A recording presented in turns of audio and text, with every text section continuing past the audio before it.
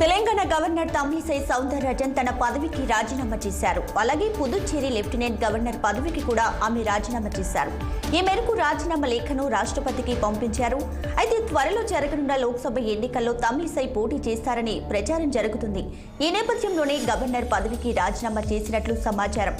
పుదుచ్చేరి, కన్యాకుమారి, చెన్నై సెంట్రల్లోని ఏదో ఒక పార్లమెంట్ స్థానానికి పోటీ చేస్తారని తెలుస్తోంది. 2019 సెప్టెంబర్ 8వ తేదీన తెలంగాణ రెండో గవర్నర్గా పదవి బాధ్యతలు చేపట్టిన తమిళిసై మొత్తం 4 ఏళ్ల 6 నెలల 10 రోజుల వరకు పదవిలో కొనసాగారు. ఇక తమిళిసై రాజీనామాతో తెలంగాణకు ఇన్ఛార్జ్ గవర్నర్గా ఏపీ గవర్నర్ అబ్దుల్ నజీర్కు బాధ్యతలు అప్పగించే అవకాశం ఉన్నట్లు ప్రచారం జరుగుతుంది. ప్రధాని నరేంద్ర మోడీ బీఆర్ఎస్, కాంగ్రెస్ పార్టీలపై తీవ్ర స్థాయిలో విరుచుకుపడ్డారు. జగిత్యాలలో బీజేపీ విజయ సంకల్ప సభలో పాల్గొన్న మోదీ బీఆర్ఎస్ ప్రజలను దోచుకుందని, కాంగ్రెస్ రాష్ట్రాన్ని తన ఏటీఎంగా మార్చుకుందని ఆరోపించారు.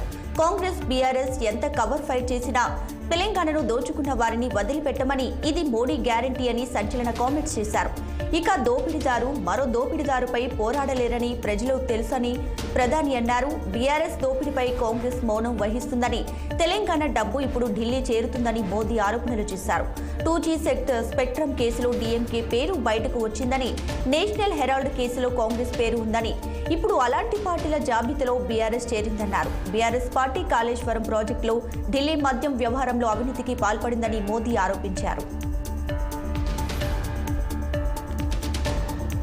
బీఆర్ఎస్ ఎమ్మెల్యే దానం నాగేందర్ను డిస్క్వాలిఫై చేయాలంటూ రాష్ట్ర స్పీకర్కు ఫిర్యాదు చేసినట్లు ఎమ్మెల్యే పాడి కౌశిక్ రెడ్డి తెలిపారు.